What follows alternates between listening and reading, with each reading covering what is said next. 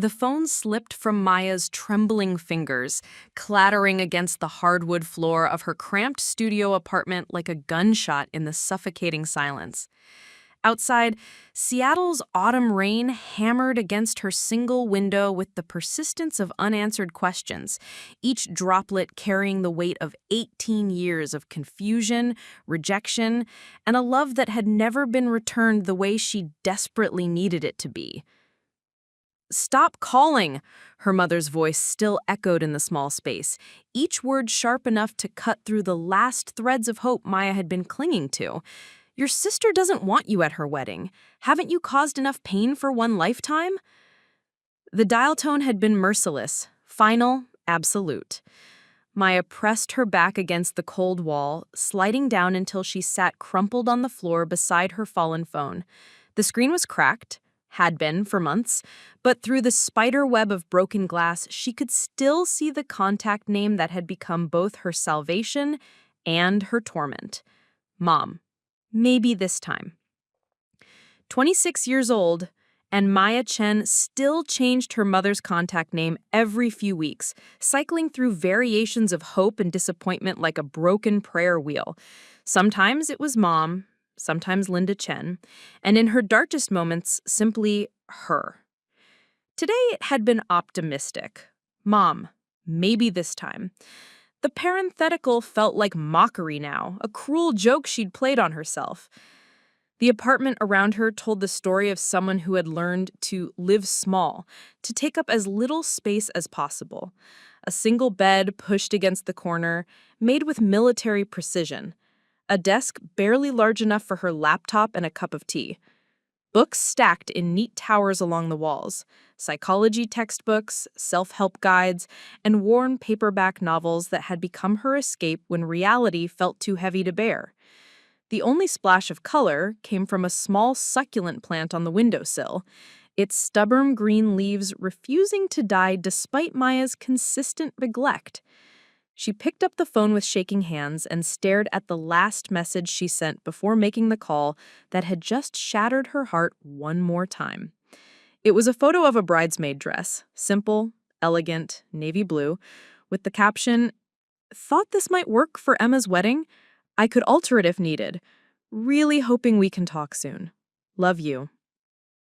The message had been marked as read 6 hours ago. No response. Maya's fingers hovered over the keyboard. She wanted to type so many things. "Why don't you love me the way you love her? What did I do wrong? When did I become the daughter you wished you could return?" Instead, she set the phone aside and wrapped her arms around her knees, making herself as small as she felt. The wedding was in 3 days.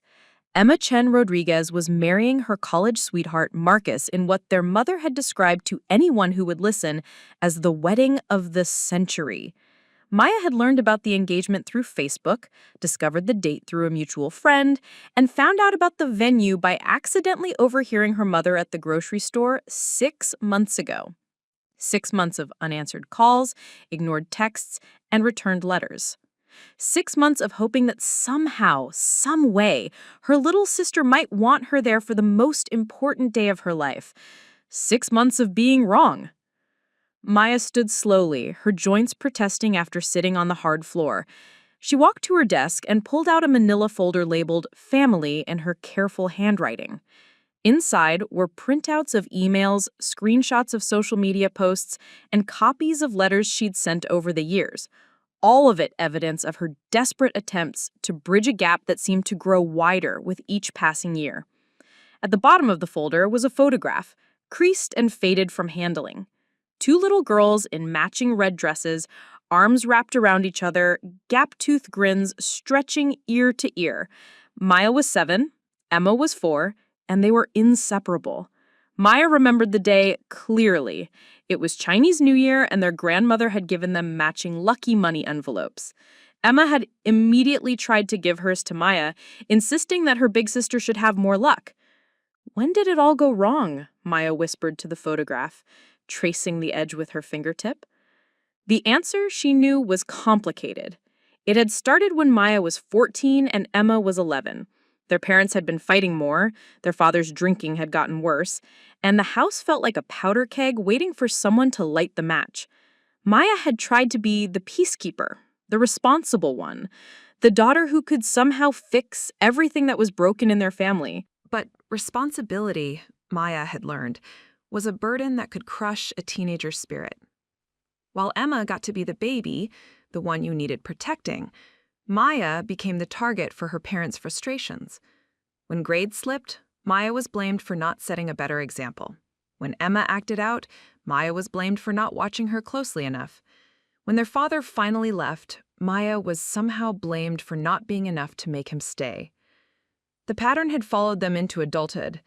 Emma, now 23, had graduated from USC with a degree in marketing and a social media following that made her a minor influencer. She lived in Los Angeles, drove a car their mother had co-signed for, and called home twice a week to share news about her glamorous life. Maya, meanwhile, had worked 3 jobs to put herself through community college, earned a degree in social work, and spent her days helping other broken families heal. Everyone, except her own. Maya's phone buzzed, and for a moment, her heart leaped. Maybe it was Emma, finally reaching out. Maybe it was her mother calling to apologize. Maybe it was a reminder notification for work. Tomorrow, she had 3 home visits scheduled, all with families in crisis. The irony wasn't lost on her. Maya Chen, the family therapist who couldn't save her own family. She closed the folder and returned it to the desk drawer, but she kept the photograph out. 7 and 4. When love was simple and sisterhood was a promise that felt unbreakable. Maya walked to the window and pressed her palm against the cold glass. 3 floors below, Seattle continued its evening routine. People hurried past under umbrellas, couples walked hand in hand, families clustered together against the rain. Everyone seemed to belong somewhere, to someone. The wedding would happen without her. Emma would walk down the aisle in what Maya imagined was a stunning white dress, surrounded by friends and family who loved her unconditionally. Their mother would cry happy tears and give a speech about how proud she was of her youngest daughter. Their father might even show up, cleaned up for the occasion, ready to play the role of devoted dad for the cameras. And Maya would be here, 3 states away, holding onto a photograph of 2 little girls who had once promised to be sisters forever. But as she stood there, watching the rain create rivers down the glass, Maya made a decision that surprised even her. She was tired of being the one left behind, tired of accepting rejection as if she deserved it, tired of loving people who seemed determined not to love her back. She picked up her laptop and opened a new browser window. If she drove straight through, she could be in Los Angeles by Friday morning. The wedding was Saturday afternoon. Maya had no invitation, no idea if she would even be allowed in the church, and every reason to believe that showing up would cause the kind of scene that would haunt family dinners for years to come. But she also had something she'd never had before. Nothing left to lose. Her fingers moved across the keyboard, searching for the cheapest rental car available.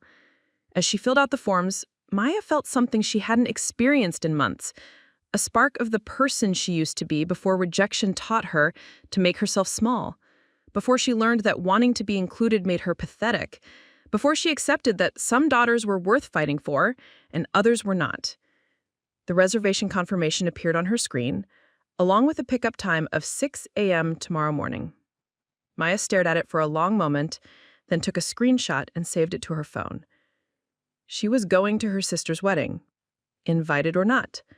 After 18 years of silence, it was time to make some noise. The apartment felt different now, charged with possibility and terror in equal measure.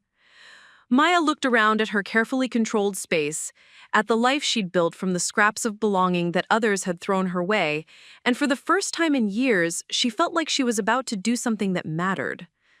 Outside, the rain continued to fall, washing the city clean for whatever was coming next.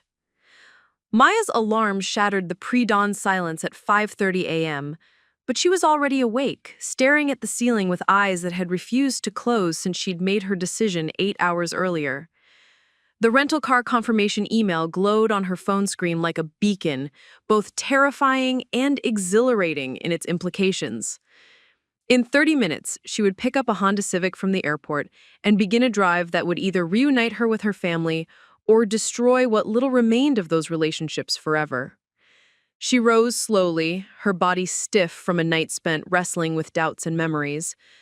The shower water was lukewarm, her building's hot water heater had been broken for 3 weeks, but Maya welcomed the shock of cold against her skin. It felt like preparation for whatever waited for her in Los Angeles. As she dressed, Maya caught sight of herself in the mirror and paused. When had she started choosing clothes that helped her disappear? The gray sweater, the dark jeans, the flat shoes that made no sound when she walked. Even her hair was pulled back in a way that drew no attention. She looked like someone who had spent years learning to be invisible, and maybe that was exactly what she was. The drive to the airport rental counter passed in a blur of familiar Seattle morning scenes. The barista at her usual coffee shop, a pierced college student named Alex, who always remembered her order, looked surprised when Maya ordered 2 shots of espresso instead of her usual decaf. "Big day?" asked Alex, their purple hair catching the fluorescent light. "Something like that," Maya replied, leaving a larger tip than usual. It felt like a goodbye, though she couldn't explain why. The Honda Civic was silver and anonymous, the kind of car that could disappear in any parking lot. Maya adjusted the mirrors and seat, programmed the GPS, and sat for a moment in the quiet of the early morning. Her phone showed 17 missed calls over the past 6 months, all to her mother and Emma, all unanswered. She scrolled through her contact list and found Emma's name. Her finger hovered over the call button. What would she say? "Hey, it's your sister you've been avoiding. I'm driving down for your wedding whether you want me there or not." The conversation would go exactly as well as expected. Instead, Maya started the car and pulled out of the rental lot. If she was going to do this, she would do it her way. The first few hours of the drive passed through familiar Pacific Northwest landscape, endless forests, mountain peaks shrouded in morning mist, and small towns that looked like postcards. Maya had made this drive once before, 5 years ago, when Emma had been in the hospital after a car accident. Maya had driven through the night, arriving at UCLA Medical Center with flowers and a heart full of hope that crisis might finally bring them together. She'd spent 3 days in Los Angeles, sleeping in a hotel room she couldn't afford, eating vending machine food, and sitting in a waiting room where she was introduced to Emma's friends as my sister from up north. Not my sister Maya or my big sister, just a geographic designation, as if that was all she was, someone who lived far away. Emma had recovered fully, and Maya had driven home with the bitter knowledge that even her sister's near-death experience hadn't been enough to bridge the gap between them. The thank you text she had received 2 weeks later had been polite and distant. "Thanks for coming down when I was hurt. That was nice of you." Nice! As if showing up for your family was a pleasant bonus rather than an obligation of love. Maya stopped for gas in Medford, Oregon, and found herself standing beside the pump, staring at her phone. She had Emma's Instagram account memorized, though she never liked or commented on posts. Emma's life played out in carefully curated squares, workout selfies, restaurant photos, pictures with Marcus that radiated the kind of happiness Maya had never experienced. The most recent post was from yesterday, a photo of Emma's manicure with the caption, "T-2 days until I become Mrs. Rodriguez. Bride-to-be, countdown begins." 47 likes. Dozens of comments full of heart emojis and congratulations. Maya scrolled through them all, looking for any mention of family, any hint that someone might ask where Emma's sister was. There was nothing. She capped the gas tank and got back in the car, her resolve wavering. Maybe this was a mistake. Maybe some bridges were meant to stay burned. Maybe showing up uninvited would only confirm what her family had apparently decided years ago, that Maya Chen was the problem, the uncomfortable reminder of everything they wanted to forget. But as she merged back onto Interstate 5, Maya found herself thinking about Mrs. Patterson, one of her clients from last year. Mrs. Patterson was 78 years old and had been estranged from her daughter for over a decade following an argument that neither of them could quite remember the details of anymore. Pride and hurt had calcified into silence, and both women had convinced themselves they were better off alone. "I dream about her sometimes," Mrs. Patterson had confided during one of their sessions. "In my dreams, she's still 12 years old and she needs me to braid her hair for school. I wake up and, for just a moment, I forget that we don't talk anymore. I reach for my phone to call her and then I remember." Mrs. Patterson had died the previous winter, still estranged from her daughter. Maya had learned about it from a neighbor who found her contact information in Mrs. Patterson's address book. The funeral had been small, attended mostly by people from the senior center where she'd volunteered. Her daughter had come, but she'd stood in the back, crying silently, carrying the weight of all the conversations they'd never have. Maya gripped the steering wheel tighter. She would not become Mrs. Patterson, and she would not let Emma become the daughter who cried at the back of a funeral, mourning all the years they'd lost to pride and miscommunication. The miles ticked by. Salem, Eugene, Grants Pass. Maya's gas station snacks turned to lunch at a roadside diner, where the waitress called everyone hun and the coffee was strong enough to keep a trucker awake for days. She ordered a grilled cheese sandwich and tomato soup, comfort food that reminded her of childhood sick days when her mother had still cared enough to make her feel better. Those memories felt like artifacts from someone else's life now. Linda Chen had become a stranger over the years, transforming from the mother who had once sung lullabies in Mandarin into someone who looked at Maya with disappointment and exhaustion as if her eldest daughter was a problem that required too much energy to solve. Maya knew she wasn't an easy child. She'd been anxious from birth, prone to overthinking and emotional intensity that made her mother uncomfortable. While Emma had been content to play quietly with dolls, Maya had asked endless questions about everything: why the sky was blue, why some families stayed together and others fell apart, why love sometimes felt like a punishment rather than a gift. "You think too much," her mother had said countless times. "Just be happy. Why can't you just be happy like Emma?" But happiness, Maya had learned, wasn't something you could force. It was something that grew from being seen, being understood, being valued for who you were rather than criticized for who you weren't. Emma had been born with an effortless charm that drew people to her. Maya had been born with a sensitivity that seemed to push people away. The afternoon sun was harsh as Maya crossed into California, and she lowered the visor to block the glare. Her phone sat in the passenger seat, silent except for work-related notifications. No one would miss her this weekend. Her caseload was light, she had no romantic relationships to maintain, and her few friends in Seattle were used to her canceling plans at the last minute. Maya had become an expert at living a life that left no ripples when she was gone. As she passed through Redding, Maya found herself remembering the last Christmas she'd spent with her family 3 years ago. She'd flown down to Los Angeles with carefully chosen gifts and high hopes, only to discover that she was the only one who hadn't known about the change in plans. Her mother and Emma had decided to spend the holiday in Palm Springs with Emma's boyfriend's family, leaving Maya to spend Christmas Eve alone in her mother's empty house. She'd left early, changing her flight and losing money on the rebooking fee, but not before leaving all her gifts under the tree with notes attached. Emma's gift had been a vintage camera she'd found at an antique shop. Emma had mentioned wanting to try film photography in a Facebook post months earlier. Her mother's gift had been a jade bracelet that had belonged to Maya's grandmother, a family heirloom that Maya thought should stay in the family. Neither gift had ever been acknowledged. Maya pulled into a rest stop near Mount Shasta, needing to stretch her legs and clear her head. The mountain loomed in the distance, snow-capped and eternal, indifferent to human drama.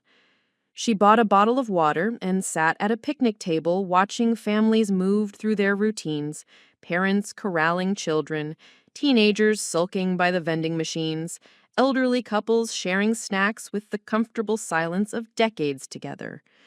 A little girl, maybe 4 years old, ran up to the table next to Maya's and tugged on her father's shirt. "Daddy, can we call Emma? I want to tell her about the big mountain." Maya's heart clenched. Even strangers had Emmas they wanted to share things with. She pulled out her phone and scrolled to Emma's contact information one more time. This time, instead of calling, she typed out a text message. I know you probably don't want to hear from me, but I need you to know that I love you and I'm proud of you. I'm sorry for whatever I did that made you not want me in your life anymore. I hope your wedding is everything you've dreamed of." She stared at the message for 5 minutes, then deleted it and put the phone away. By the time Maya reached the outskirts of Los Angeles, the sun was setting behind the smog-shrouded hills, painting the sky in shades of orange and pink that would have been beautiful if they hadn't been caused by pollution. The traffic was exactly as terrible as she'd expected, giving her plenty of time to question her decision as she crawled toward the hotel she'd booked near LAX. The hotel was nothing special, a chain property with thin walls and a continental breakfast that consisted mostly of stale muffins and bitter coffee. Maya had specifically chosen it because it was far from the areas where her family lived, where Emma's friends might recognize her, where she might accidentally run into someone who would report back that the unwanted sister had arrived. She checked in with a tired desk clerk who barely looked up from his computer, then rode the elevator to the 3rd floor in silence. Room 314 was exactly what she'd expected. 2 double beds, a tiny bathroom, and a view of the parking lot. Maya set her single suitcase on the luggage rack and sat heavily on the bed closest to the window. For the first time since making her decision, Maya allowed herself to imagine what might happen tomorrow. Best case scenario, Emma would see her in the church and realize how much she'd missed her sister. They would embrace, cry, and spend the reception reconnecting. Worst case scenario, Maya would be asked to leave, possibly by security, and any remaining relationship with her family would be permanently destroyed. Most likely scenario, something in between. Awkward and painful and ultimately unsatisfying, like most of Maya's interactions with her family had become. Maya ordered Chinese takeout from a restaurant that delivered to the hotel, not because she was particularly hungry, but because it felt like the right thing to do the night before trying to reconnect with her Chinese-American family. The food arrived lukewarm and oversalted. Nothing like the dishes her grandmother used to make when Maya was small. As she ate lo mein from a cardboard container, Maya thought about her grandmother, Nai, who had died when Maya was 15. Nai had been the bridge between Maya and the rest of the family, the one person who seemed to understand that Maya's sensitivity was a gift rather than a burden. "You have an old soul," Nai used to say in her mixture of English and Mandarin. "Old souls see things others miss. That makes life harder, but it makes you special." After Nai's funeral, Maya had tried to continue the traditions her grandmother had taught her, making dumplings for Chinese New Year, burning incense for the ancestors, keeping the family stories alive. But without Nai's presence to bridge the gap, Maya's attempts to honor their heritage had been met with indifference or irritation from her mother and Emma.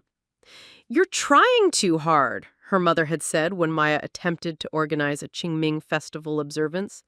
"We're American now. We don't need to cling to old ways." But Maya had felt the weight of those old ways, the responsibility to remember, to honor, to keep alive the connections that bound families together across generations. Without Nai, she'd become the keeper of memories no one else seemed to want. Maya finished her dinner and threw away the containers, then took a long shower in water that actually got hot. The hotel's generic shampoo smelled like artificial flowers, nothing like the jasmine-scented products her grandmother had used. But as she stood under the spray, Maya felt some of her tension wash away. Tomorrow would happen regardless of how much she worried about it tonight. She had driven 1,000 miles to be here, to try one more time to bridge the gap that had swallowed her family whole. Whatever happened next, she would at least know that she had tried.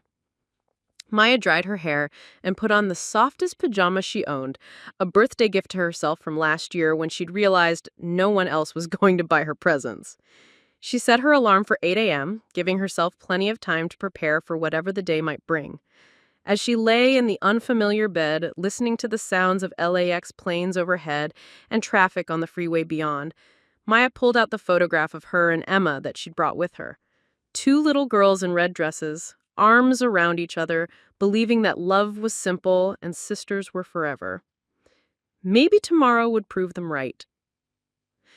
Maya woke before her alarm, Los Angeles sunlight streaming through the hotel's thin curtains like an accusation. Her body ached from sleeping on an unfamiliar mattress, but her mind was crystalline with purpose.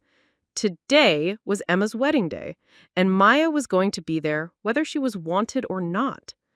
She ordered room service coffee, overpriced but necessary, and sat by the window as she planned her approach. The ceremony was scheduled for 2 p.m. at Sacred Heart Catholic Church in Beverly Hills. Maya had found the information through Marcus's cousin's Instagram story, a detail she'd screenshotted and studied like intelligence gathered for a covert operation. Her plan was simple: arrive early, sit in the back, and hope that the sanctity of the church would prevent anyone from causing a scene. She would witness her sister's happiness from a distance, and maybe, just maybe, Emma would see her and realize that some bonds were worth fighting for. Maya had packed carefully for this moment, choosing a dress that was elegant but not attention-grabbing, navy blue like the bridesmaid dress she'd texted her mother about days ago. Her jewelry was minimal, small pearl earrings that had been nine-eyes, and a simple gold chain. She wanted to look like she belonged, like someone who had every right to be celebrating Emma's happiness. The drive to Beverly Hills took longer than expected, even with Saturday morning traffic. Maya parked 3 blocks away from the church, both to avoid potential confrontation in the parking lot and because she couldn't afford the valet service that appeared to be handling the wedding party's cars. She walked slowly, her heels clicking against the sidewalk with each step closer to a moment that would change everything. Sacred Heart Catholic Church was exactly as impressive as Maya had expected. Stone facade, stained glass windows, the kind of architecture that spoke of centuries of faith and family celebrations. Wedding guests were already arriving, and Maya felt her breath catch as she recognized people from Emma's social media posts. College friends she'd never met, family friends she hadn't seen since childhood, relatives who probably didn't even remember she existed. Maya found a bench across the street from the church and sat down, watching the choreography of a family wedding unfold. She recognized Marcus's parents immediately. His mother's Instagram account had been another source of information about today's events. They looked exactly like the kind of people who would welcome Emma into their family with open arms, who would give her the unconditional love and acceptance that Maya had always craved. At 12:30, a white limousine pulled up to the church entrance, and Maya's heart stopped. The bride's party was arriving. Emma stepped out first, and Maya's breath caught in her throat. Her little sister looked radiant in a way that seemed to emit actual light. The wedding dress was exactly what Maya had imagined. Classic, elegant, with intricate beadwork that caught the afternoon sun. Emma's hair was swept up in an elaborate updo, and her smile could have powered the entire city. Behind Emma came their mother, Linda Chen, wearing a champagne-colored dress that probably cost more than Maya made in a month. She looked proud and happy in a way Maya hadn't seen in years, her face glowing with maternal satisfaction. Maya watched as Linda fussed over Emma's dress, smoothing invisible wrinkles and making sure every detail was perfect. Where Maya had expected to feel pain, she instead found herself filled with something unexpected: genuine happiness for her sister. Despite everything, despite the years of rejection and silence, Emma looked like a woman who was about to marry the love of her life. That was worth celebrating, even from a distance. Maya stood and crossed the street, joining the stream of guests entering the church. She kept her head down, hoping to blend in with the crowd.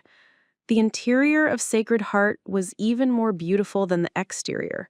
Soaring ceilings, ornate altars, and enough space for what looked like 200 guests.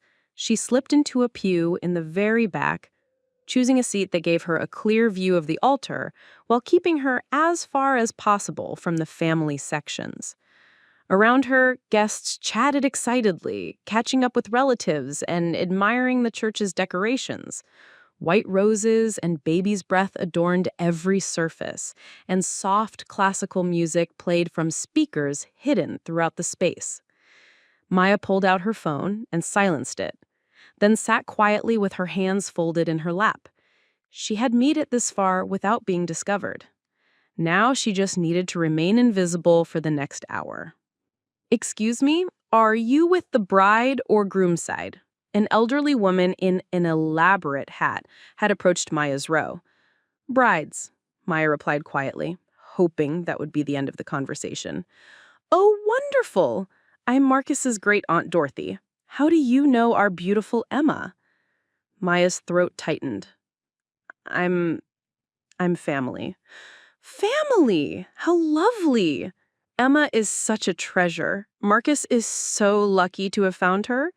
Are you one of her cousins? You look familiar." Before Maya could respond, the music changed and the ceremony began.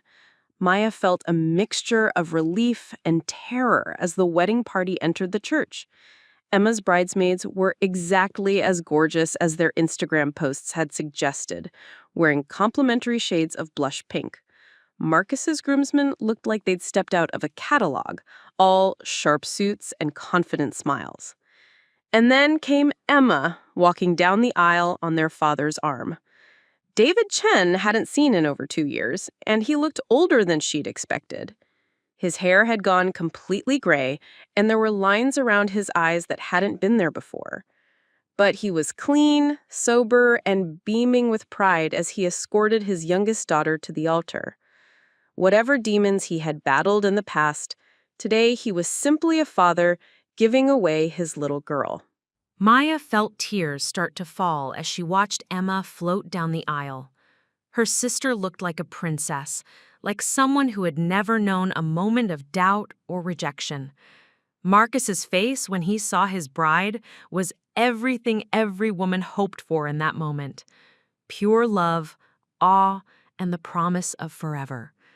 The ceremony itself was beautiful and traditional, filled with readings about love and commitment that made Mina's heart ache with longing.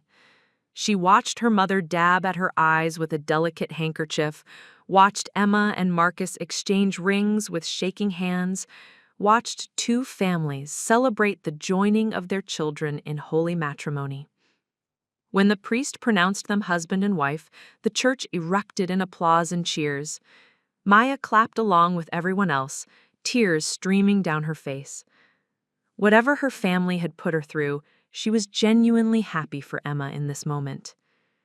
As the newly married couple kissed and began their recession down the aisle, Maya prepared to slip out of her pew and leave before anyone noticed her. She had seen what she came to see. Emma was happy, loved, and beginning a new chapter of her life. Maybe that was enough. But as Emma and Marcus approached the back of the church, Emma's eyes swept across the crowd, taking in all the faces of people who had come to celebrate with them. And then her gaze landed on Maya. The recognition was instant and shocking. Emma's steps faltered, her bouquet trembling in her hands. She stared at Maya with an expression that cycled through surprise, confusion, and something that might have been fear. Maya stared back, frozen in place, unable to move or breathe or think of anything except the fact that her sister was looking at her for the first time in 3 years. Marcus noticed Emma's distraction and followed her gaze. When he saw Maya, his expression changed too, not with recognition, but with protective concern for his new wife. He leaned down to whisper something in Emma's ear, and she nodded quickly, then hurried past Maya's row without making eye contact. Maya sat back down heavily, her legs suddenly unable to support her weight. Maya knew she was here now, Whatever happened next was out of Maya's control. The church began to empty as guests filed out to throw rice and take pictures on the front steps. Maya remained in her pew, uncertain whether she should leave immediately or wait until the crowd had dispersed. The elderly woman who had spoken to her earlier appeared at the end of her row again. "Are you coming to the reception, dear?" Dorothy asked. "It's going to be absolutely lovely. The country club spared no expense." I'm not sure," I replied honestly. "Oh, you simply must come. Emma would be so disappointed if family missed the celebration." I nodded weakly, not trusting myself to speak. If only Dorothy knew how wrong she was about Emma's feelings. As the church continued to empty, Maya noticed a familiar figure walking toward her row. Her mother approached slowly, her face unreadable. Maya's heart hammered against her ribs as Linda Chen stopped at the end of her pew. "Maya," her mother's voice was flat, controlled. "What are you doing here?" "I came to see Emma get married. She's my sister. You weren't invited." "I know." Linda glanced around the nearly empty church, then sat down in the pew next to Maya. For a moment, mother and daughter sat in silence, both staring at the altar where Emma and Marcus had just promised to love each other forever. "You can't come to the reception," Linda said finally. "Emma is upset. This is her day, and you're ruining it." The words hit Maya like physical blows, but she had expected them. "I'm not here to ruin anything, Mom. I just wanted to see her get married. I love her." "If you loved her, you would have stayed away." Maya turned to look at her mother directly. "Why do you hate me so much?" Linda's composure cracked slightly. "I don't hate you, Maya, but you make everything complicated. Emma was so happy, and now she's crying in the bridal suite because her sister showed up without warning." "She's crying because she missed me," Maya said, surprising herself with the boldness of the statement. "Maybe not consciously, but some part of her knows that families are supposed to be together for moments like this." "You don't know what you're talking about." "Then explain it to me." Maya's voice was getting louder, echoing in the empty church. "Explain to me why Emma stopped talking to me. Explain to me why you changed your phone number without telling me. Explain to me what I did that was so terrible that I don't deserve to be part of this family anymore." Linda stood up abruptly. "This isn't the time or place for this conversation." "When is the right time? I've been trying to have this conversation for 3 years. You won't take my calls, you won't answer my letters, you returned my Christmas presents. When, Mom? When is it going to be the right time to tell me what I did wrong?" For a moment, Maya saw something in her mother's eyes that might have been guilt or regret, but it passed quickly, replaced by the familiar wall of cold dismissal.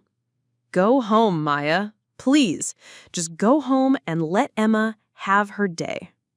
Linda walked away without another word, leaving Maya alone in the church with the echoes of her desperation and the weight of unanswered questions.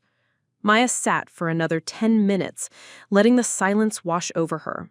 The cleaning crew was starting to remove the flowers and decorations, preparing the church for whatever celebration would come next. The magic of Emma's wedding was being efficiently dismantled, leaving behind only empty pews and the lingering scent of roses. She stood slowly and walked toward the exit, her heels clicking against the marble floor with each step away from her sister's happiest day. Outside, the last of the wedding guests were getting into their cars, heading to the country club for what would undoubtedly be an incredible reception. Maya walked to her rental car and sat behind the wheel for a long time. Key in hand, engine off. She had come 1,000 miles to attend a wedding where she wasn't wanted. She had seen her sister get married to a man who clearly adored her. She had been asked to leave by her own mother. Mission accomplished, in the most heartbreaking way possible. But as she sat there, Maya found herself thinking about something Dorothy had said. Emma would be so disappointed if family missed the celebration. What if Dorothy was right? What if Emma's tears weren't from anger, but from the complicated grief of wanting her sister there, but being too afraid or proud to say so? What if Maya's presence had stirred up feelings that Emma had been suppressing for years? Maya started the car and pulled out her phone, searching for the country club where the reception was being held. Hillcrest Country Club was only 15 minutes away. She could drive by, maybe catch a glimpse of the celebration from the parking lot.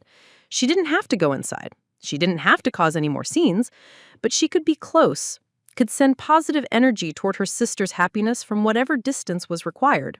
The country club was exactly as elegant as Maya had expected. Manicured grounds, a circular driveway lined with luxury cars, and valet attendants in crisp uniforms. Maya parked across the street under a jacaranda tree and rolled down her windows, letting the late afternoon breeze carry the distant sounds of celebration. She could hear music and laughter coming from the club's terrace. Occasionally, she caught glimpses of wedding guests through the windows, women in cocktail dresses, men in dark suits, everyone looking festive and joyful. This was the kind of celebration Maya had always imagined for her sister, surrounded by people who loved her unconditionally. After an hour of watching from a distance, Maya was preparing to leave when her phone buzzed with a text from an unknown number. "Are you the woman who was in the back of the church? Emma's sister?" Maya stared at the message, her heart racing. Someone had noticed her, someone who had her phone number. But how? She typed back, "Who is this?" The response came quickly. "Marcus's cousin Jake. I saw you crying during the ceremony. Emma's been asking about you." Maya's hands trembled as she read the message. Emma had been asking about her? "What did she say?" She typed, "She wants to know if you're still here. She's upset and won't tell anyone why. Marcus is worried." Maya stared at her phone, unsure how to respond. This could be a trap, a way to lure her out so security could escort her away from the property, but it could also be the bridge she'd been hoping for. "I'm in the parking lot across the street," she typed finally. "Stay there, I'm coming out." Maya watched the club's entrance nervously, trying to spot someone who might be Jake. After 5 minutes, a young man in a gray suit emerged and looked around the parking area. He was tall, with kind eyes and the same confident bearing she'd noticed in all of Marcus's family members. He crossed the street and approached Maya's car. "You're Maya?" She nodded, not trusting her voice. "I'm Jake Rodriguez, Marcus's cousin. Can I sit for a minute?" She unlocked the passenger door, and Jake slid into the seat beside her. Up close, he looked younger than she had expected. Maybe Emma's age, with an open expression that reminded her of Marcus. Emma's been crying on and off since the ceremony. She won't tell Marcus what's wrong, just keeps saying that something important is missing from her day. When I overheard your mom talking to Emma's maid of honor about uninvited family members, I put 2 and 2 together. Your mother isn't the bride. And from what I can see, your mother isn't the one crying in the bridal suite because her sister drove 1,000 miles to watch her get married. Maya looked at Jake sharply. "How do you know I drove from Seattle?" "Marcus mentioned that Emma has a sister in Seattle. When I saw you in the church, you had that look people get after a long road trip. Plus, your rental car has Washington plates." Despite everything, Maya found herself almost smiling. "You're very observant." "I'm a journalist. It's an occupational hazard." Jake studied Maya's face for a moment. "Emma talks about you sometimes, when she's had a glass of wine and thinks no one's paying attention. She mentions her big sister who works with families, who used to make her feel safe when your parents were fighting." Maya's throat tightened. "She said that?" "She also said she doesn't know how to fix what's broken between you two. That she's scared you hate her for choosing mom's side when your parents divorced." The words hit Maya like a revelation. "I never hated her for that. I wanted her to choose me sometimes too." "Have you ever told her that?" Maya shook her head. "She won't take my calls. None of them will." Jake was quiet for a moment, then pulled out his own phone. "I'm going to ask you something, and I want you to think carefully before you answer. If Emma wanted to see you, really wanted to, not because someone pressured her, but because she chose to, would you want to see her?" "More than anything," Maya replied without hesitation. Jake nodded and started typing on his phone. "Give me 10 minutes." He got out of the car and walked back toward the club, leaving Maya alone with her racing thoughts. What was he doing? What was he saying to Emma? What if this backfired and made everything worse? Maya watched the club entrance anxiously, trying to read the body language of every person who came and went. The sun was beginning to set, painting the sky in shades of pink and gold that should have been romantic, but felt ominous given the circumstances. After what felt like hours, but was probably only minutes, Jake emerged from the club again. This time, he wasn't alone. Emma walked beside him, still in her wedding dress, but with a shawl wrapped around her shoulders against the evening breeze. Even from a distance, Maya could see that her sister had been crying. Her makeup was smudged, and she moved with the careful steps of someone trying not to trip over a long dress. Maya's heart hammered as Emma approached the car. She got out of slowly, smoothing her navy dress, and trying to look like someone who deserved to be here, someone who belonged in her sister's life. Emma stopped a few feet away, and for a moment, the sisters just looked at each other. Maya saw so much in Emma's face: hurt, confusion, longing, and something that might have been relief. "You came," Emma said, finally, her voice barely above a whisper. "I had to. You're my sister." Emma's face crumpled and she began crying again, not the delicate tears of a bride, but the messy, heartbroken sobs of someone who had been carrying pain for too long. Without thinking, Maya stepped forward and wrapped her arms around Emma, wedding dress and all. Emma melted into the embrace, clinging to Maya like she was drowning. "I missed you so much," she sobbed into Maya's shoulder. "I missed you so much, and I didn't know how to tell you." Maya held her sister tighter, her own tears falling freely now. "I missed you too, Em. I've missed you every single day." They stood like that for several minutes, holding each other in the country club parking lot while Jake kept a respectful distance. Maya felt like she was holding the little girl in the red dress again, the sister who had once given her all her lucky money because she wanted Maya to have more luck. When they finally pulled apart, both sisters were crying and laughing at the same time. Emma's wedding makeup was completely ruined, but she looked more beautiful than Maya had ever seen her. "I ruined your wedding day," Maya said, touching Emma's smudged mascara gently. "No," Emma replied firmly. "You saved it. I'd been feeling like something was missing all day, and I couldn't figure out what it was. It was you. My big sister was missing." Jake approached them carefully. "Ladies, I hate to interrupt, but the reception is about to start dinner service. Emma, Marcus is worried about you." Emma nodded and wiped her eyes with the back of her hand. "I need to go back inside." "But Maya," she grabbed her sister's hands. "Will you come with me? Please? I know Mom said you couldn't, but this is my wedding, and I want you there." Maya felt a surge of panic. "Emma, I don't have an invitation. I'm not on the guest list. Your mom will be furious." "I don't care about the guest list," Emma said, with a stubbornness Maya remembered from childhood. "You're my sister. That's the only invitation you need." Jake cleared his throat. "Actually, there might be a logistical solution here. My date canceled last minute, food poisoning. Emma, you could say Maya is my +1. Emma's face lit up. "Would you do that? Would you pretend to be Jake's date so you can stay?" Maya looked between Emma's hopeful face and Jake's kind smile. The whole situation was absurd. Crashing a wedding as a fake date to a stranger so she could reconcile with a sister who had ignored her for 3 years. But it was also the most hopeful thing that had happened to Maya in longer than she could remember. "Okay," she said finally, "but I need to fix your makeup first." Emma laughed through her tears. "Deal. Jake, can you give us a few more minutes?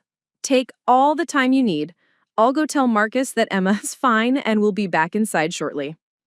As Jake walked away, Emma turned back to Maya. "I have so much to explain to you, so much to apologize for. I don't even know where to start." "We have time," Maya said, pulling a packet of tissues from her purse. "We have the rest of our lives." Emma smiled, the first genuine smile Maya had seen from her in years. "I love you, big sister." I love you too, little sister. Now, let's get you cleaned up so you can go dance with your husband. As Maya carefully repaired Emma's makeup using supplies from her purse, she felt something shift in her chest, a loosening of the tight knot of pain she'd been carrying for so long. Whatever had broken between them could be fixed. Whatever walls had been built could be torn down.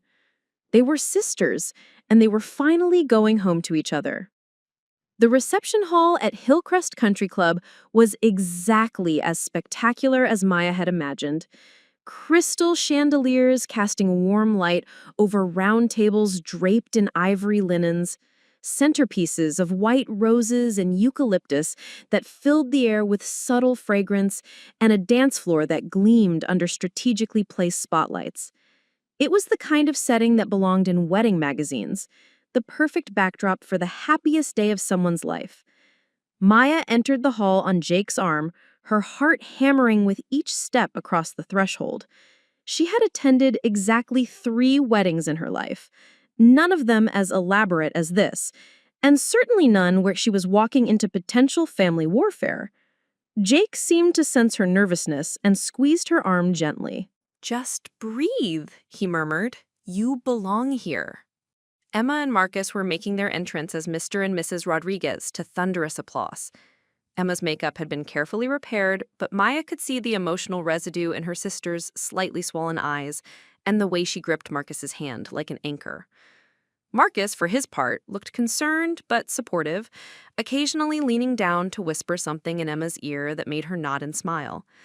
Maya and Jake found their assigned table, number 7, mercifully toward the back of the reception hall, and Maya immediately scanned the room for her mother. Linda Chen was seated at the family table near the front, wearing an expression that could have frozen champagne. She had clearly noticed Maya's entrance and was not pleased. "Don't look at her," Jake advised, following Maya's gaze. "Look at Emma instead." Maya shifted her attention to the head table, where Emma was laughing at something one of her bridesmaids had whispered to her. Even from a distance, Maya could see that her sister looked more relaxed than she had during their encounter in the parking lot. The weight of carrying secret pain had been lifted, at least temporarily. "Ladies and gentlemen," the DJ announced, "please welcome the bridal party." The bridesmaids and groomsmen entered in pairs, all smiles and choreographed waves. Maya recognized most of the bridesmaids from Emma's Instagram, college friends who had remained close, who had probably been planning this day together for months. She felt a familiar pang of exclusion, followed immediately by a new resolve. She was here now. She was part of this, invited or not. The dinner service began with a precision that spoke to professional event planning. Maya barely tasted her filet mignon, too nervous and overwhelmed to focus on food. Jake proved to be an excellent company, keeping up a steady stream of quiet conversation about his work as a travel journalist, his family's history with Marcus, and harmless gossip about other wedding guests. "The woman in the purple dress at table 3, Jake said, nodding discreetly, is Marcus's great Aunt Helen. She's 92 and still does CrossFit. The man he's arguing with is her boyfriend Harold. He's 87 and thinks CrossFit is a cult." Maya found herself almost smiling. "How long have they been together?" 6 months. They met at a senior center salsa dancing class and have been inseparable ever since. Marcus's family loves a good love story, no matter what age it happens. Before Maya could respond, the clinking of silverware on crystal glasses filled the room. Toast time. Maya's stomach clenched as she realized that family members would be speaking, including potentially her mother. The best man went first, Marcus's brother Diego, who told endearing stories about Marcus's romantic disasters before meeting Emma, and his immediate certainty that Emma was the one. The maid of honor followed with tales of Emma's college dating life and her transformation when she met Marcus. Emma used to say she didn't believe in soulmates. She thought it was just something people said to make themselves feel better about settling. But then she met Marcus, and suddenly she understood that soulmates aren't about finding someone perfect. They're about finding someone who makes you want to be the best version of yourself. Maya watched Emma's face during the toast and saw her sister's eyes sweep the room, landing on Maya for just a moment. Maya smiled, small but genuine, before turning her attention back to Sarah. Then came the moment Maya had been dreading. The DJ announced that Linda Chen, mother of the bride, would like to say a few words. Linda approached the microphone with the poise of someone who had given many speeches over the years. She looked beautiful in her champagne dress, every inch the proud mother. But Maya could see the tension in her shoulders, the careful control in her expression. Thank you all for being here to celebrate Emma and Marcus. When Emma was born 23 years ago, I dreamed about this day. I imagined her in a beautiful white dress, marrying a wonderful man who would love and cherish her forever. Maya felt her throat tighten. Linda was talking about dreams and plans that stretched back to Emma's birth, dreams that had apparently never included Maya being present for this moment. Emma has always been our sunshine, Linda continued. Even as a little girl, she could light up any room she entered. She was the kind of child who made parenting look easy, sweet, obedient, always thinking of others before herself. Maya's hands clenched in her lap. The description was accurate.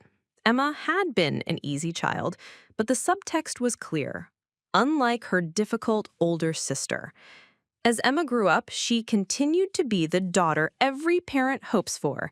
She worked hard in school, chose good friends, and never gave us a moment's worry. She has always known how to make the right choices, how to surround herself with people who truly care about her happiness. The words hit Maya like small daggers. Each compliment about Emma felt like an implicit criticism of Maya's own choices, her own struggles, her own complicated relationship with their family.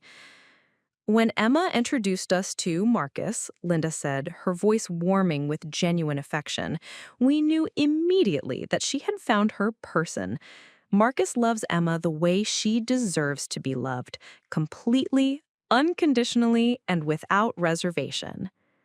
Maya felt tears starting to build behind her eyes, but they weren't tears of joy. They were tears of recognition, of finally understanding how her mother saw her. Maya was the daughter who had never been easy, never been sunshine, never made the right choices. Maya was the daughter who loved with reservation, who came with conditions and complications. So please join me in raising your glasses, Linda concluded, lifting her champagne flute high, to Emma and Marcus. May your love story be everything mine was not. Simple, joyful, and eternal. The room erupted in applause and the clinking of glasses. Maya raised her own glass mechanically, but she felt like she was drowning in the implications of her mother's words. May your love story be everything mine was not. Was Linda talking about her failed marriage to Maya's father, or was she talking about her relationship with Maya herself, complicated, painful, and apparently beyond repair? That was brutal, Jake whispered in Maya's ear. I'm so sorry. Maya nodded, not trusting herself to speak. Around the table, other guests were dabbing at their eyes and murmuring about how lovely the toast had been. They had heard a mother's beautiful blessing for her daughter. Maya had heard something else entirely. The formal program continued with cake cutting, first dances, and the traditional activities that made weddings feel both magical and universal. Maya watched it all through a haze of conflicting emotions. She was genuinely happy for Emma, who radiated joy as she danced with Marcus to "The Way You Look Tonight." But she was also processing the revelation that her mother's rejection wasn't just about recent family drama, but about fundamental disappointment in who Maya was as a person. During the father-daughter dance, Maya watched David Chen hold Emma carefully, his face soft with love and pride. He whispered something in Emma's ear that made her laugh, and for a moment, Maya could see the father he had been before alcohol and depression had stolen so many years from their family. As the dance ended, Maya noticed Emma looking around the room again. This time, when their eyes met, Emma nodded toward the terrace doors. A moment later, Emma excused herself from the head table and walked casually toward the outdoor area. Maya waited a few minutes, then told Jake she needed some fresh air. The terrace overlooked the country club's golf course, now bathed in the soft light of early evening. Emma was standing by the railing, her wedding dress flowing around her like something from a fairy tale. Hi, Maya said softly, joining her sister at the railing. Hi yourself. Emma turned to face her, and Maya was struck by how much older her sister looked now, not physically, but emotionally. There was a weight in Emma's eyes that hadn't been there during their college years. Your wedding is beautiful, Maya said. Everything is perfect. Thank you. Emma was quiet for a moment, then asked, What did you think of Mom's speech? Maya considered lying, offering some platitude about how lovely it had been. But if they were going to rebuild their relationship, it had to be built on honesty. I think she was talking about more than just your marriage, Maya said carefully. Emma nodded. I think so too. She turned back toward the golf course, her hands gripping the railing. Maya, I need to tell you something, and I need you to listen to the whole thing before you say anything. Can you do that? Maya's heart started racing again, but she nodded. The reason I stopped talking to you wasn't because of anything you did. It was because of what Mom told me you said about me. Maya felt the world shift slightly on its axis. What did she tell you I said?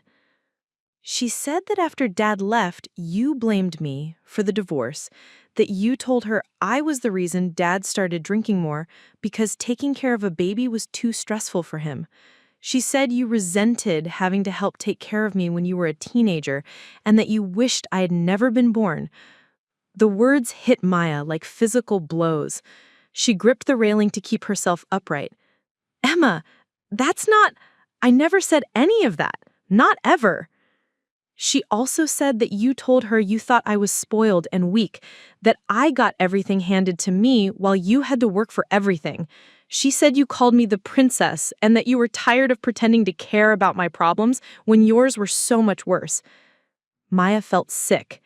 Each fabricated quote was crafted perfectly to wound, to drive a wedge between the sisters that would be nearly impossible to remove. And the worst part, Emma continued, her voice breaking slightly, was that some of it felt true. I did get more attention after Dad left. I didn't have to work as hard as you did. I didn't have to be the responsible one. So when Mom said you resented me for it, I believed her. Maya stared at her sister, understanding flooding through her like ice water. She lied to you, Emma. She lied about all of it. I know that now, Emma said softly, or at least I suspected it. Because the sister who supposedly resented me so much drove 1,000 miles to watch me get married. The sister who supposedly thought I was weak and spoiled cried during my ceremony because she was happy for me. Emma turned to face me fully, tears streaming down her face. I've been such a fool, Maya. I let her turn us against each other because it was easier than dealing with the real problems in our family. Maya reached for Emma's hands, gripping them tightly. Why would she do that? Why would she lie about something so awful? Emma was quiet for a long moment, and when she spoke again, her voice was barely audible. I think Mom needs someone to blame for everything that went wrong in our family, and it's easier to blame you than to look at her own choices. The truth of it settled between them like a stone. Linda Chen had sacrificed one daughter's relationship with the other to protect herself from accountability. She had made Maya the scapegoat for a family's dysfunction and Emma the unwitting weapon in that sacrifice. I should have questioned it, Emma said, guilt heavy in her voice. I should have talked to you directly. But I was young and scared, and it was easier to believe Mom than to deal with the possibility that our family was more broken than I wanted to admit. Maya pulled Emma into a hug, both of them crying now. We were both just kids trying to survive a family that was falling apart. You don't have to apologize for that. They held each other on the terrace, wedding dress and cocktail dress mingling in the evening breeze, while inside the reception continued without them. Maya felt like she was holding her real sister for the first time in years, not the stranger who had rejected her calls, but the little girl who had once shared her lucky money because she wanted Maya to have more luck. There's more, Emma said when they finally pulled apart. Things Mom said about you over the years. Things I believed without questioning. Maya steeled herself. Tell me. She said you were jealous of my relationship with Marcus because you couldn't maintain your own relationships. She said you had mental health problems that made you unstable and dramatic. She said you were trying to turn me against her by playing the victim. Each revelation was like a puzzle piece clicking into place. Maya finally understood why her family had seemed to view her with such suspicion and exhaustion. Linda had been poisoning the well for years, creating a narrative in which Maya was the problem that threatened their family's happiness. The worst part, Emma continued, is that she made these comments casually, like they were just facts everyone accepted. You know how Maya gets when she doesn't get attention. Maya has always been dramatic about everything. Maya can't be happy unless she's creating problems for someone else. Maya felt a surge of anger so pure and hot it surprised her. For years, she had wondered what was wrong with her, why she couldn't seem to connect with her family the way other people connected with theirs. Now she understood that she had been fighting a war she didn't even know was being waged. "I'm so sorry," Emma said, gripping Maya's hands again. "I'm so sorry I believed her. I'm sorry I didn't fight for you. I'm sorry I let her turn me into someone who could abandon her sister."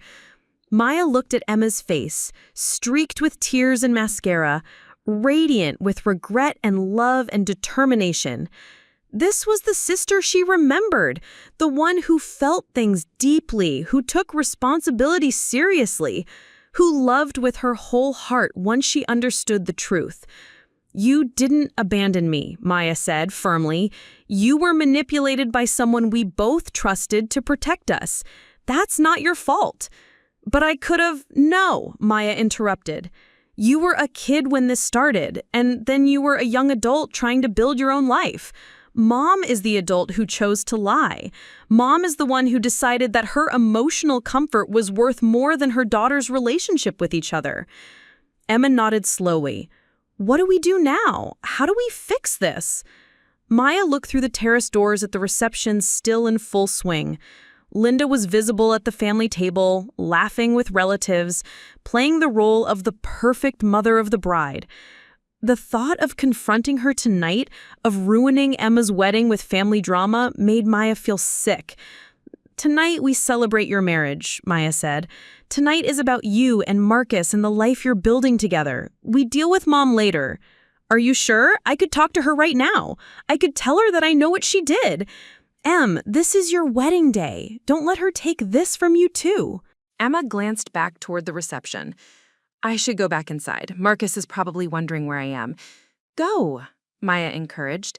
"Dance with your husband, eat cake, be happy." Emma hugged Maya one more time, fierce and tight. "I love you, big sister, and I'm never letting anyone take you away from me again." As Emma walked back toward the reception, Maya remained on the terrace for a few more minutes. The evening air was warm, carrying the scent of jasmine from the country club's gardens.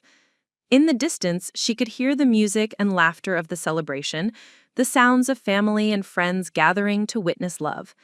For the first time in years, Maya felt like she belonged to that celebration, not because she had been formally invited, but because her sister wanted her there, not because their mother approved, but because Emma had chosen to fight for their relationship.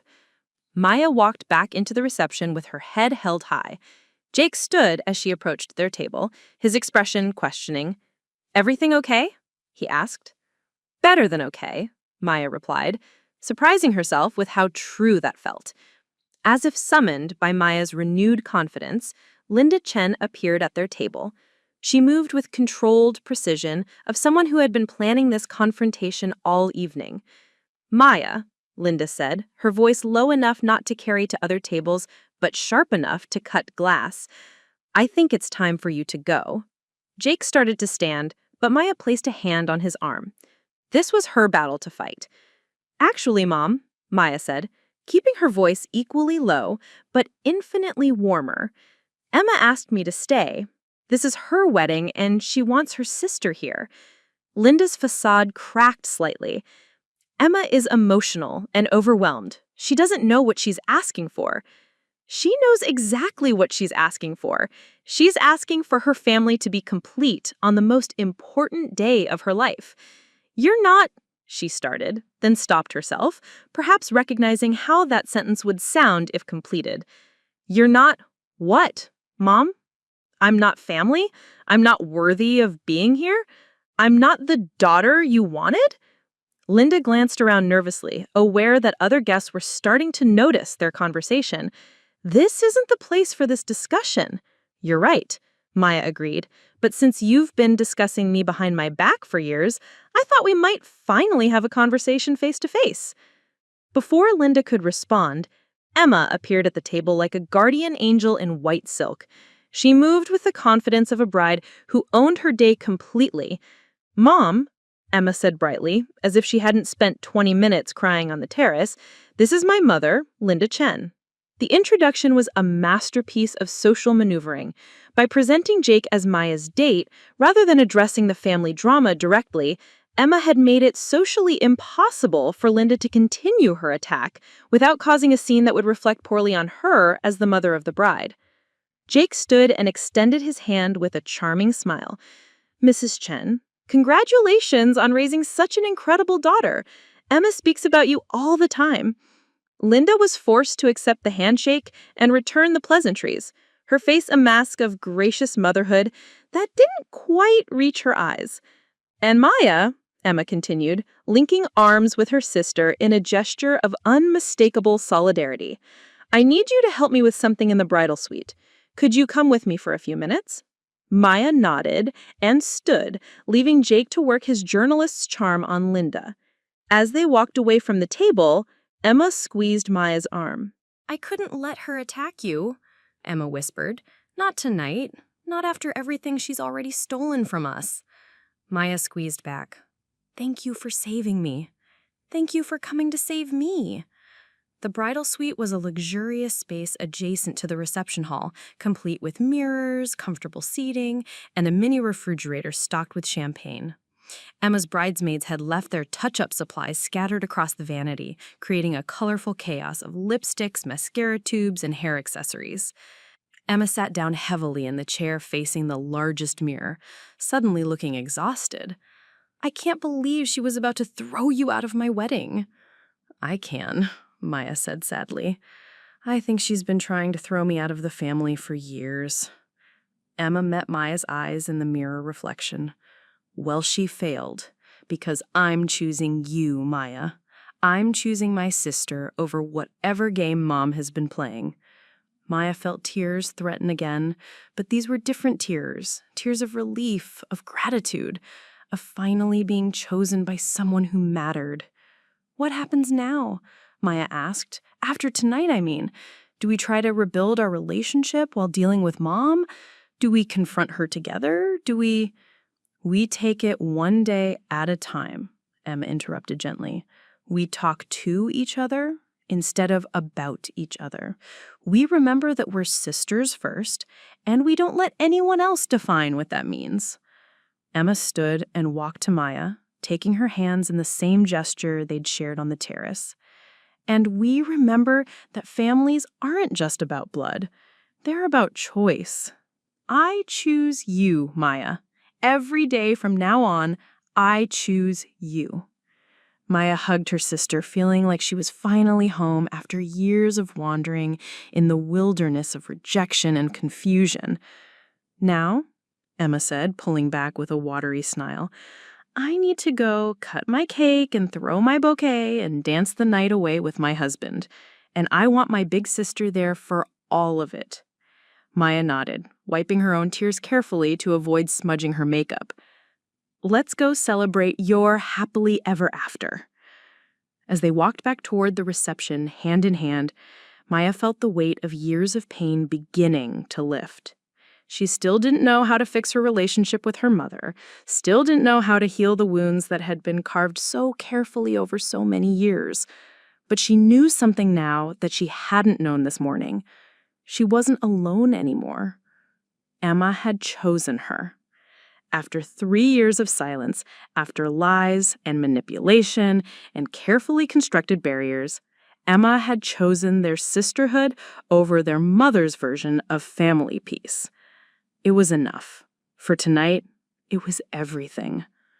3 months after the wedding, Maya found herself sitting in a coffee shop in Portland, Oregon, exactly halfway between Seattle and Los Angeles. It had become their monthly tradition.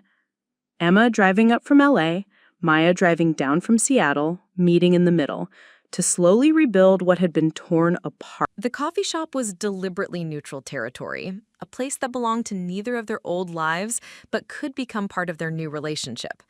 Maya arrived first, as she always did, ordering her usual lavender latte and claiming a corner table with good lighting. Emma arrived exactly 15 minutes later, as she always did, having stopped to buy them both pastries from the bakery next door. "Almond croissant for you," Emma said, sliding into the chair across from Maya and setting down a paper bag. "And a chocolate croissant for me because I'm stress eating and I've given up pretending otherwise." Maya smiled and accepted the pastry. These small gestures, Emma remembering her favorite coffee shop treats, driving 4 hours to spend an afternoon together, still felt miraculous after years of silence. "What are you stress eating about this time?" "The usual. Work drama, marriage adjustment stuff, and the fact that I'm supposed to call Mom back about Thanksgiving and I have no idea what to say." Maya's stomach tightened. The elephant in the room, or rather the mother in the room, had been present in all of their conversations over the past 3 months. They had talked around Linda Chen, about her, and occasionally directly about what she had done, but they hadn't yet decided how to handle the ongoing relationship with the woman who had nearly destroyed theirs. "What did she say about Thanksgiving?" Maya asked carefully. Emma sighed and pulled out her phone, scrolling to a text message. "She wants to know if Marcus and I are coming to her place like usual. She's planning the whole extended family gathering, aunts, uncles, cousins, the works. And she specifically mentioned that she's hoping for a drama-free holiday with just family." Maya understood the subtext immediately. Linda was drawing lines, making it clear that Maya's presence would constitute drama rather than family completion. "What do you want to do?" Maya asked, though she dreaded the answer.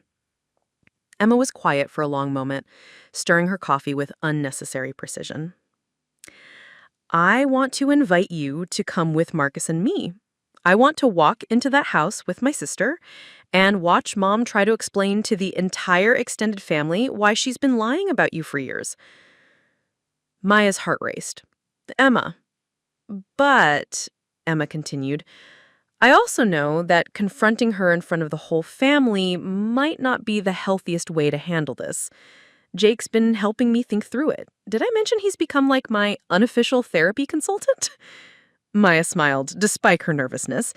Jake had indeed become an unexpected constant in both of their lives, offering perspective with the objectivity of someone who loved them but hadn't been damaged by their family's dysfunction. What did Jake suggest? "That maybe it's time for the 3 of us to sit down together. You, me, and Mom. No audience, no extended family, no wedding day emotions. Just the truth, laid out clearly, with consequences attached." Maya's heart raced. The idea of confronting Linda directly, of demanding accountability for years of manipulation, was terrifying, but it was necessary. "I'll do it, but only if you're sure you're ready. Once we have that conversation, there's no going back to pretending everything is normal." Emma reached across the table and took Maya's hand. "Normal hasn't been working for any of us. Maybe it's time to try honest instead." 2 weeks later, they sat in Linda's pristine living room, the same room where Maya had spent countless childhood hours walking on eggshells, trying to be good enough to deserve love. Linda perched on the edge of her favorite chair, defensive and brittle, while Emma and Maya sat together on the couch, united in a way that clearly unsettled their mother. The conversation was brutal and necessary. Emma laid out everything, every lie Linda had told, every manipulation, every attempt to turn the sisters against each other. Maya watched her mother's face cycle through denial, anger, bargaining, and finally a hollow kind of acceptance. "I was trying to protect Emma," Linda said finally, her voice small and defeated. "You were so intense, so needy. I thought she'd be happier without all that complexity." "You thought you'd be happier," Maya corrected gently. "And maybe you were right, but Emma deserved to make that choice herself." In the end, Linda couldn't bring herself to apologize. Not fully, not in the way that would have allowed for true healing. But she agreed to family therapy, to working toward understanding rather than control. Maya and Emma left that house knowing their family would never look the same. Some damage was too deep to fully repair, but they also left together as sisters who had chosen each other, despite everything that had tried to tear them apart. That Thanksgiving, they started their own tradition, just the two of them and their chosen family, building something new from the pieces of what had been broken. Thank you for joining us on Maya and Emma's emotional journey of sisterhood, family secrets, and the courage it takes to fight for the relationships that matter most.